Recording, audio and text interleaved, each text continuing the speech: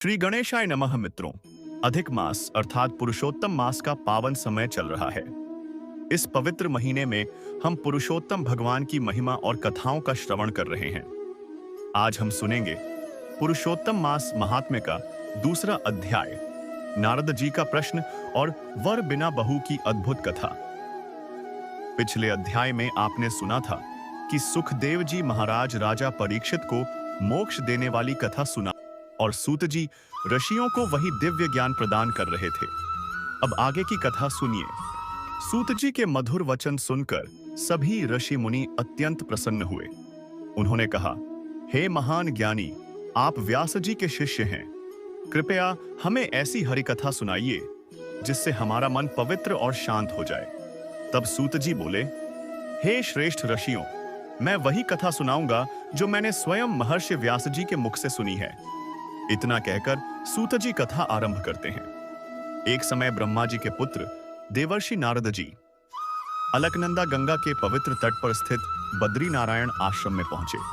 वहां उन्होंने भगवान नारायण को प्रणाम किया और विनम्र भाव से बोले, हे प्रभु, आप सत्य स्वरूप, दयालु और समस्त संसार का पालन करने वाले हैं। आप स्वयं भगवान होकर भी तपस्या करते हैं ताकि पृथ्वी पर रहने वाले मनुष्यों को धर्म का मार्ग दिखा सकें। लेकिन मृत्यु लोक में मैंने देखा है कि लोग मोह माया में फंसकर असत्य, पाप और अधर्म में डूबते जा रहे हैं। हे प्रभु, कोई ऐसा व्रत, कथा या उपाय बताइए जिससे सभी मनुष्यों का कल्याण हो सके। नारद जी के करुण वचन सुनकर भगवान नारायण मुस्कुराए और बोले, हे नारद, भगवान श्री कृष्ण की दिव्य लीलाओं का श्रवण करने से मनुष्य के सभी दुख, कष्ट और पाप नष्ट हो जाते हैं। विशेष रूप से पुरुषोत्तम मास में यदि श्रद्धा और भक्ति से व्रत, कथा और भगवान का स्मरण किया जाए तो जीवन के बड़े से बड़े संकट दूर हो जाते हैं। भगवान आगे बोले, मैं तुम्हें पुरुषोत्तम मास की एक ऐसी पवित्र कथा सुनाता हूं जिसे सुनने मात्र से मनुष्य का जीवन धन्य हो जाता है। इसके बाद भगवान नारायण वर बिना बहू की कथा सुनाने लगे। जय श्री कृष्ण, पुरुषोत्तम भगवान की जय। भगवान नारायण बोले, हे नारद जी, मैं तुम्हें पुरुषोत्तम मास की पवित्र कथा सुनाता हूं। जो भी श्रद्धा से इस कथा को सुनता है उसके दुख, दरिद्रता और शारीरिक कष्ट दूर हो जाते हैं तथा वह मोक्ष का अधिकारी बनता है। यह सुनकर नारद जी ने पूछा, हे प्रभु, यह पुरुषोत्तम मास कौन सा महीना होता है? इसका महत्व क्या है? इसके अधिष्ठाता देव कौन हैं? कृपया विस्तार पूर्वक बताइए। सूत जी ऋषियों से कहते हैं। नारद जी का प्रश्न सुनकर भगवान नारायण बोले, हे नारद, पुरुषोत्तम एक पवित्र मास का नाम है और इसके अधिष्ठाता स्वयं भगवान श्री कृष्ण हैं। इस महीने में व्रत, तप, दान और भक्ति करने से पुरुषोत्तम भगवान अत्यंत प्रसन्न होते हैं और भक्तों को अनंत पुण्य फल प्रदान करते हैं। नारद जी ने फिर विनम्रता से पूछा, हे प्रभु, किस महीने को पुरुषोत्तम मास कहा जाता है? इसमें व्रत, उपवास और तपस्या कैसे करनी चाहिए? इसका फल क्या मिलता है? संसार में दुखों की कोई सीमा नहीं है, इसलिए ऐसा सरल उपाय बताइए जिससे मनुष्यों को शांति और सुख प्राप्त हो सके। सूत जी आगे कहते हैं, भगवान नारायण ने मनुष्यों पर कृपा करते हुए पुरुषोत्तम मास के महात्म्य की कथा सुनाना आरंभ किया। यही दिव्य कथा अब मैं आपको सुनाता हूं। इस प्रकार श्री बृहद नारदीय पुराण के मैतल अनिनामी आयरपसन शाब्द के पुरुषोत्तम महात्म्य का नारद जी का प्रश्न नामक दूसरा अध्याय पूर्ण हुआ। बोलो भगवान पुरुषोत्तम की जय। अब सुनिए आज की पवित्र कथा, वर बिना बहू की कथा। एक गांव में एक ब्राह्मण और ब्राह्मणी रहते थे। वे धन संपत्ति से सुखी थे, लेकिन उनके जीवन में एक बहुत बड़ा दुख था। वे निः संतान थे। विवाह के बाद से ही उन्होंने संतान प्राप्ति के लिए बहुत प्रयास किए, परंतु भगवान की इच्छा कुछ और थी। समय बीतता गया और वृद्धावस्था आने पर उन्होंने संतान की आशा छोड़ दी। अब वे अपना समय भगवान की भक्ति और धार्मिक कार्यों में बिताने लगे। तभी पवित्र पुरुषोत्तम मास आया। ब्राह्मण और ब्राह्मणी ने संकल्प लिया कि वे पूरे महीने स्नान, व्रत, जप और भक्ति करेंगे। प्रतिदिन वे सुबह जल्दी उठकर नदी में स्नान करने जाते दिन भर भगवान का नाम जपते और रात में भूमि पर शयन करते। दोनों वृद्ध हो चुके थे और घर का सारा काम ब्राह्मणी को ही करना पड़ता था। घर के कामों में उसका अधिक समय निकल जाता, इसलिए उसे भगवान की भक्ति के लिए बहुत कम समय मिल पाता था। यह बात उसके मन को दुखी करती थी। एक दिन उसने सोचा, यदि हमारा बेटा होता तो घर में बहू आती, वह घर का काम संभालती और हम निश्चिंत होकर भगवान का भजन कर पाते। उसने अपने पति से कहा, हे स्वामी, यह धर्म और भक्ति का महीना है, लेकिन मेरा सारा समय घर के कामों में चला जाता है। अगर घर में बहू होती तो कितना अच्छा होता। वह रसोई और घर का काम संभालती और हम आराम से प्रभु का भजन करते। ब्राह्मण यह सुनकर मुस्कुराने लगे और बोले, तुम जानती हो कि हमारा कोई पुत्र नहीं है, फिर बहू कहां से आएगी?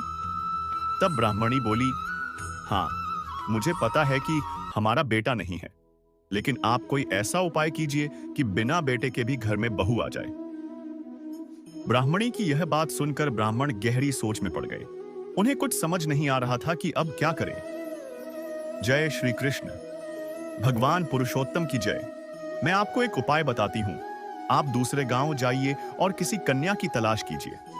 यदि कन्या के माता पिता पूछें उस क्या, तो कह दीजिए कि आपका पुत्र काशी में पढ़ने गया है। आप अपने साथ वेदों की पोथी ले जाइए और यदि वे विवाह के लिए तैयार हो जाएं, तो उसी पोथी को साक्षी मानकर कन्या के 3 फेरे करवा दीजिए। चौथा फेरा तब होगा जब हमारा पुत्र काशी से लौट आएगा। ब्राह्मण यह सुनकर आश्चर्य में पड़ गए। उन्हें यह उपाय ठीक तो नहीं लगा, पर ब्राह्मणी ने समझाया, जो होगा भगवान की इच्छा से होगा, एक बार प्रयास करके तो देखिए। अगले दिन सुबह ब्राह्मण पोथी लेकर बहू की तलाश में निकल पड़े। वे गांव-गांव घूमते रहे। जहां भी ब्राह्मण का घर दिखता, वहां कन्या के बारे में पूछते। घूमते घूमते वे एक गांव पहुंचे। वहां एक ब्राह्मण की सुंदर और संस्कारी कन्या उन्हें दिखाई दी। कन्या को देखकर ब्राह्मण के मन में विचार आया, यदि ऐसी बहू हमारे घर आ जाए तो घर धन्य हो जाएगा। उन्होंने कन्या के पिता से विवाह की बात की। कन्या के पिता बोले, हे ब्राह्मण देव, बिना लड़के को देखे विवाह कैसे कर सकते हैं? आप अपने पुत्र को यहां बुलाइए, या मैं स्वयं उसे देखने आ जाऊं। ब्राह्मण कुछ घबरा गए, लेकिन साहस करके बोले, मेरा पुत्र काशी में विद्याभ्यास करने गया है, उसे लौटने में समय लगेगा। यदि आप उचित समझें तो अभी 3 फेरे पोथी के साथ करवा देते हैं। चौथा फेरा पुत्र के लौटने पर पूरा करवा देंगे। कन्या के पिता सोच में पड़ गए। उन्होंने सोचा, यह परिवार धनवान और धार्मिक है। उनका पुत्र काशी में पढ़ रहा है, इसलिए अवश्य विद्वान होगा। घर में केवल वृद्ध दंपति हैं। ऐसा अच्छा घर मिलना भाग्य की बात है।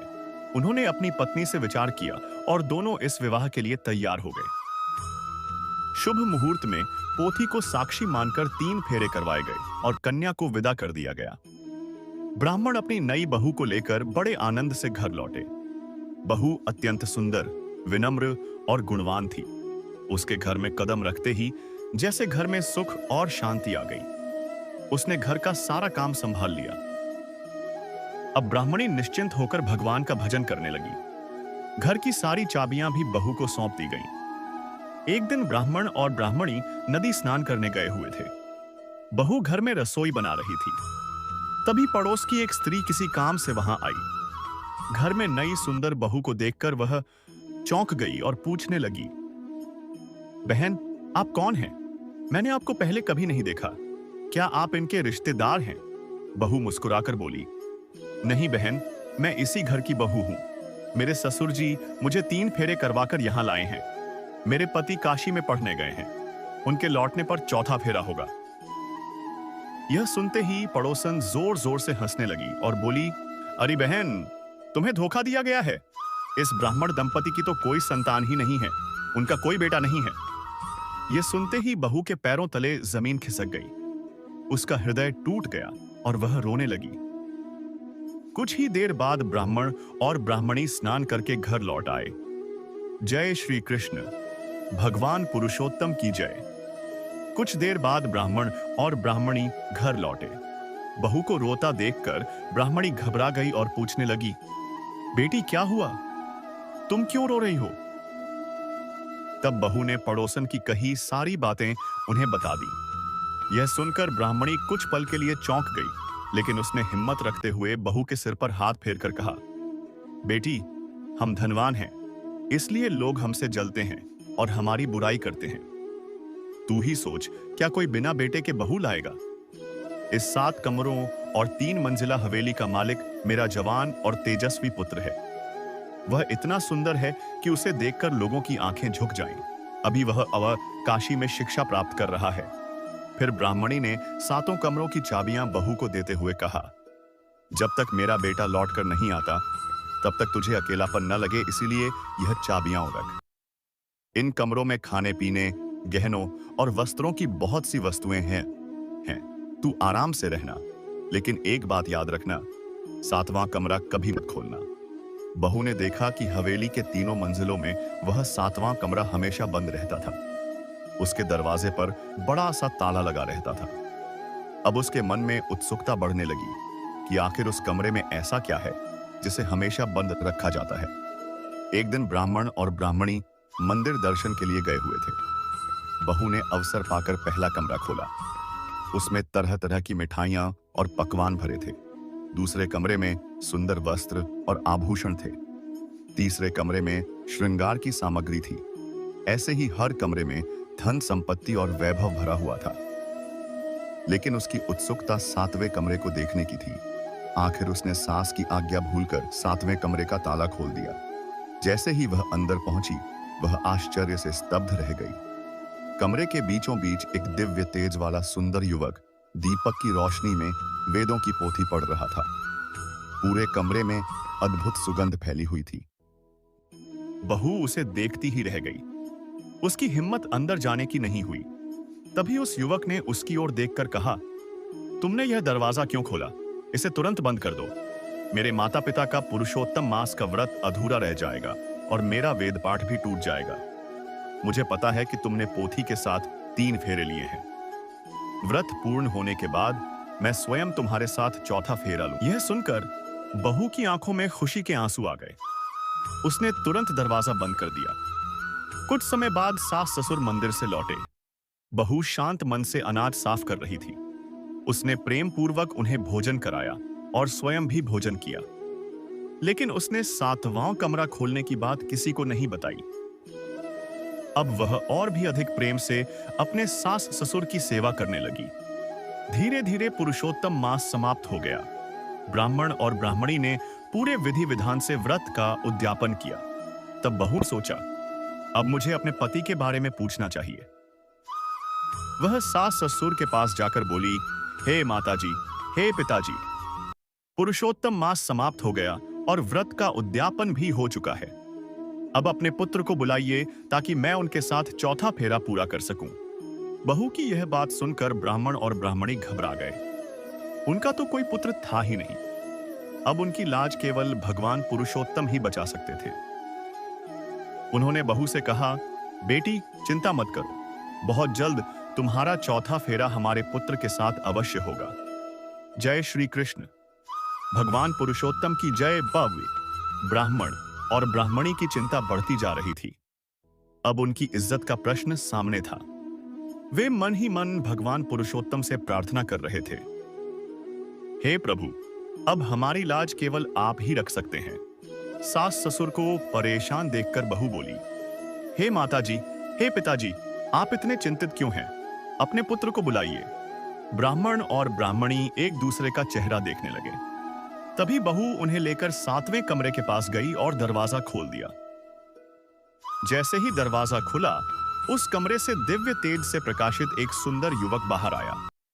उस अलौकिक रूप को देखकर ब्राह्मण और ब्राह्मणी तुरंत समझ गए कि यह कोई साधारण मनुष्य नहीं, बल्कि स्वयं भगवान पुरुषोत्तम है।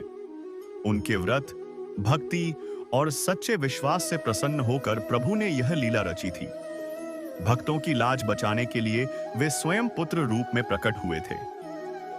ब्राह्मण और ब्राह्मणी भाव विभोर होकर भगवान के चरणों में गिर पड़े। बहू ने भी श्रद्धा से उनके चरण स्पर्श किए।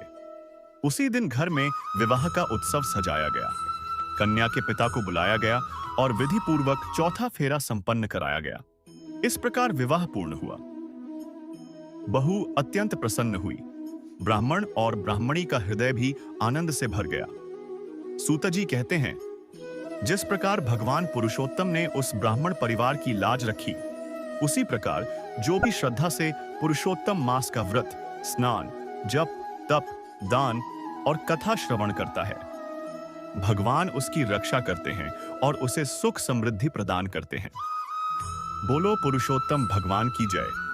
मित्रों, आपने पुरुषोत्तम मास महात्म्य की यह पावन कथा और दूसरे दिन की कथा वार्ता सुनी। यह पवित्र पुरुषोत्तम मास भगवान श्री कृष्ण को अत्यंत प्रिय है।